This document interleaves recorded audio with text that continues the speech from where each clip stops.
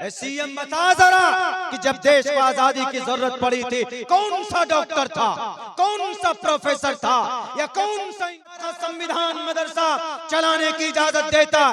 तुम कौन होते हो मदरसा बंद करने की बात करने वाला? नहीं जानते तो शातुल उलूम, अक्कल कुआं और उनके ही तरह जितने भी इदारे हैं उन सब इदारों को बंद कर देना चाहिए। बहुत बड़े मिनिस्टर ने यह कहा कि महाराष्ट्र के मदरसों में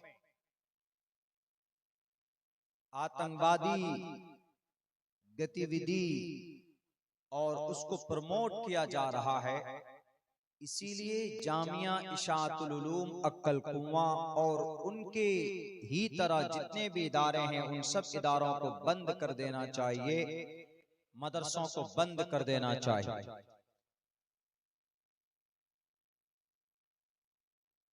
हम पूरी दुनिया की सारी एजेंसी को दावत देते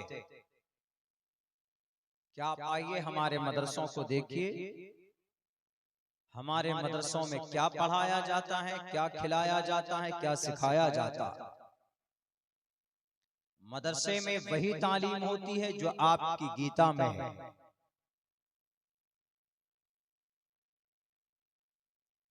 बहुनाम जन्मनामन्ते ज्ञानवान माम परपद्यते वासुदेव सर्वमिति समहात्मा। महात्मा बनाया जाता है मदरसों में, महात्मा, महान इंसान बनाया जाता है मदरसों में। अभी जो बच्चे जिनके सर पर फजीलत की दस्तार बांधी गई है ये महात्मा है, ये इतने बड़े महात्मा है, इतने बड़े महात्मा है कि इनके मुकाबले में कोई नहीं है। ये कल क़यामत में रब के तरफ से इनको वो पावर, वो ताकत हासिल होगी कि जो दुनिया के प्राइम मिनिस्टर, दुनिया का सबसे बड़ा ओहदा अक़वाम मुत्तहिदा का चीफ और वहां का सेक्रेटरी भी उसको वो मकाम मर्तबा नहीं होगा रब के सामने में जो एक अदना हाफिज कुरान, जिसको हम अदना समझते हैं, जो मकाम मर्तबा उनका होगा। क्या मकाम है उनका? तिर्मिज़ी की एक हदीस है, सनदन अगर ज़ईफ है लेकिन फजीलत बयान कर सकते हैं। अल्लाह के नबी फरमाते हैं कि एक हाफिज कुरान अपने खानदान के 10 ऐसे आदमियों को जन्नत में लेकर जाएगा जिन पर जहन्नम वाजिब हो चुकी होगी। इतने बड़े महात्मा, इनको महात्मा बनाया जाता। और महात्मा तालीम से ही इंसान बनता है। तुम मिनिस्टर बन गए तो तुम मत समझना कि तुम महात्मा हो। 5 साल की तुम्हारी कुर्सी होगी, अवाम ने चाहा है, कुर्सी इख्तिदार पर बिठाया है, कुर्सी आती और जाती है, सरकार बनती बिगड़ती भी है, लेकिन ये महात्मा, इनका मकाम मर्तबा यहां पर भी है। और इंशाअल्लाह हमें कभी उम्मीद है कि कल क़यामत में सबसे बड़ा सम्मान अगर किसी का होगा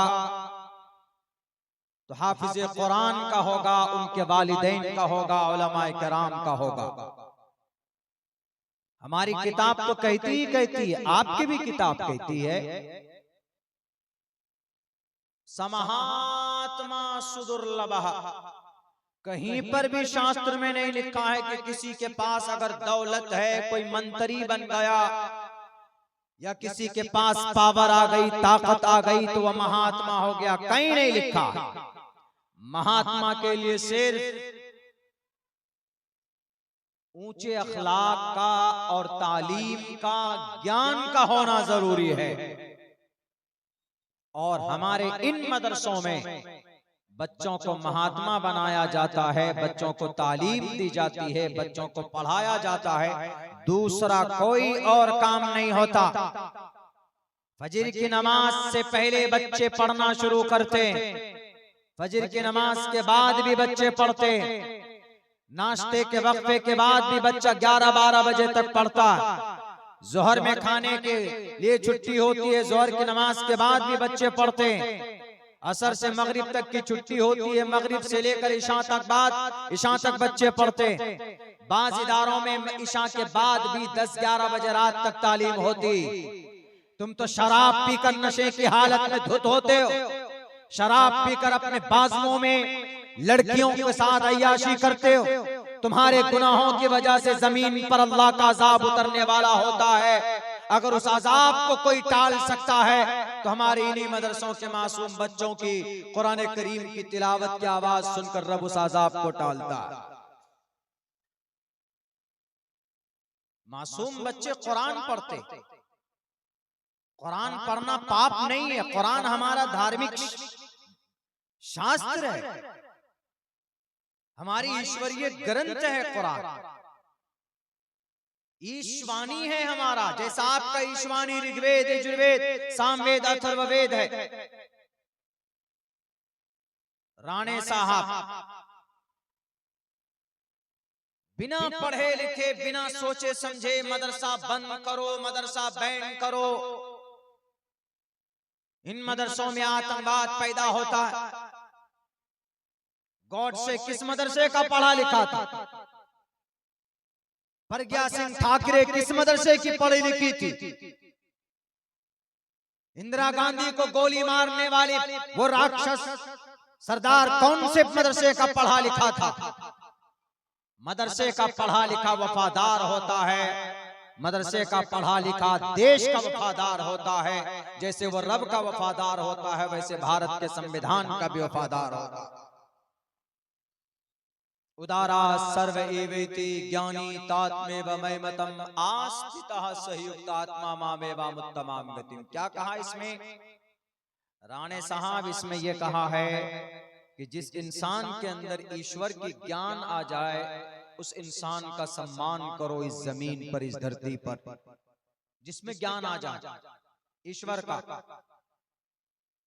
हमारे जितने भी उलमा हैं अल्लाह की शरीयत को जानते हैं, मतलब शरीयत का ज्ञान आना, शरीयत की का तारुफ होना, यही अल्लाह का ज्ञान है उनके अंदर। गीता में तो साफ ये लफ्ज इस्तेमाल किया है कि जिस आदमी में ईश्वर का ज्ञान हो वो गोया ईश्वर है। यानी जो शरीयत का जानकार है, गोया यानी जिसने अल्लाह के इल्म को हासिल कर लिया, गोया उनके अंदर अल्लाह की सिफत आ गई गीता के हिसाब से। बहुत अच्छी बात कही गई। इन मदरसों की बड़ी कुर्बानी पहले भी थी, इसीलिए खुदा के वास्ते इन मदरसों को बदनाम मत कीजिए। ये मदरसा है, अल्लाह और उसके रसूल का नाम, ये मदारिस जब तक रहेंगे, पढ़ने पढ़ाने वाले होंगे, हमारे बच्चे इसी तरह पढ़ते रहेंगे।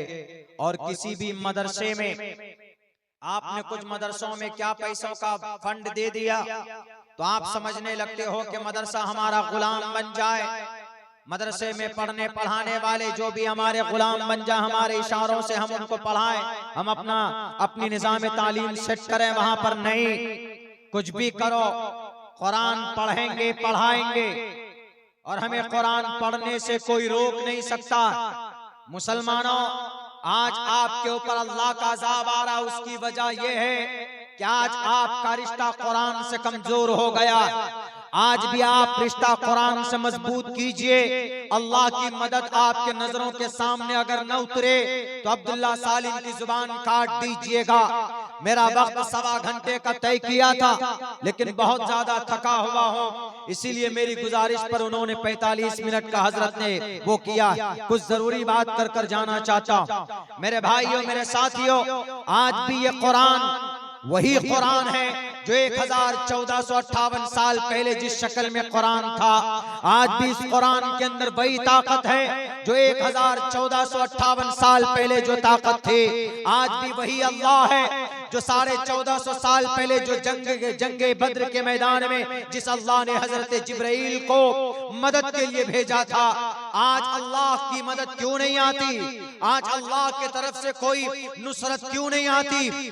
1309 मदरसे आसाम में बंद कर दिए गए, अल्लाह की कोई मदद नहीं आई। उत्तर प्रदेश में 23,500 मदरसों को बंद करने की पूरी साजिशें की गई, लेकिन फिर भी अल्लाह की मदद नहीं आई। बिलाखिर सुप्रीम कोर्ट ने जजमेंट दिया कि यह मदरसा बाकी रहेगा। अब कुछ जालिम, कुछ फसादी, कुछ शराबी, कुछ कबाबी हमारे बड़े मदरसों को टारगेट करना चाहती। नहीं मालूम कि चंद सालों के बाद बिहार के कुछ मदरसों को टारगेट किया जाए। आपके जामिया सिद्दीका जामिया, आपके जामिया भी उस लिस्ट के अंदर शामिल है। बिहार के कई इदारे शामिल, बंद कर दिए जाएंगे।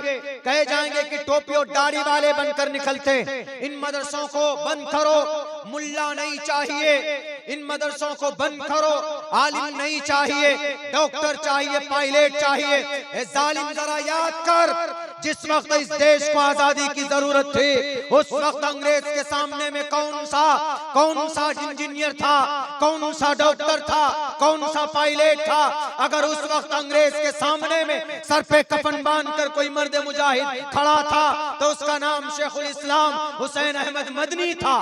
अगर उस वक्त अंग्रेज के सामने में बरतानिया में जाकर और उनके ऑफिस में आंखों में आंखें डालकर अगर अंग्रेज से ये कहा है कि देश को आजाद करो, मैं गुलाम देश में रहना नहीं चाहता, तो उस मर्द मुजाहिद का नाम मौलाना मोहम्मद अली जौहर है। इस देश को आजाद करने के लिए जब इस देश को आजादी की जरूरत पड़ी थी तो यहाँ तहरीक रेशमी रुमाल के लिए, इस देश को बचाने के लिए तुर्की का सफर करने वाला मर्द मुजाहिद का नाम उबैदुल्लाह सिंधी है। इस देश को आजाद करने के लिए माल्टा के जेल खाने में जाने वाले मर्द मुजाहिद का नाम शेखुल हिंद है। सीएम बता जरा कि जब देश को आजादी की जरूरत पड़ी थी कौन सा डॉक्टर था, कौन सा प्रोफेसर था, या कौन सा इंजीनियर था? दुनिया का सबसे बड़ा फलसफे का माहिर, मंतिक का माहिर कासिम नानोतवी 1857 में शामली के मैदान में थे। इसीलिए ये याद रखना होगा, भूलना मत। अगर हमारे उलमा ने तारीख बयान करना कम कर दिया है तो इसका ये मतलब नहीं है कि इस देश के अंदर उलमा का कोई मकाम नहीं, मदारिस का कोई मकाम नहीं। भारत का संविधान मदरसा चलाने की इजाजत देता है। तुम कौन होते हो मदरसा बंद करने की बात करने वाला? नहीं जानते तो पढ़ो, आओ जामिया में पढ़ाएंगे। हजरत मुफ्ती साहब आर्टिकल नंबर 30 में लिखा हुआ है, all minorities whether based on religion shall have the right to establish and administer educational institutions of their choice. Bharat के अंदर मुसलमान कुरान और धर्म की तालीम के लिए इदारा चला सकता है और कमेटी के जरिए चला सकता है, शूरा बना सकता है, आमला के जरिए चला सकता है। हमें तुम्हारे भीख की जरूरत नहीं है। ये मदरसा रहेगा तो ये सूरज रहेगा, मदरसा रहेगा सूरज की रोशनी रहेगी। मदरसा खत्म तो ये दुनिया खत्म हो जाएगी। इन मदरसों को कुछ लोग साजिश के तहत खत्म करना चाहते, लेकिन वो कामयाब होते चले जा रहे हैं, क्योंकि हम मुसलमानों का रिश्ता कुरान से, मस्जिद से, मदरसों से कमजोर होता चला जा रहा। अल्लाह की मदद नहीं आ रही। क्यों?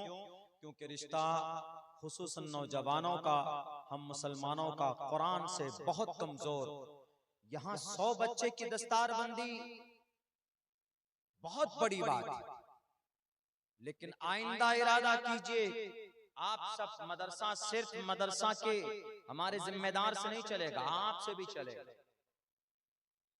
ये तो मेहनत करते दिन रात। आप अपने बच्चों को भेजकर जहां पर भी इदारा है हाफिज कुरान बनाइए। आज भी इस कुरान में बहुत ताकत है।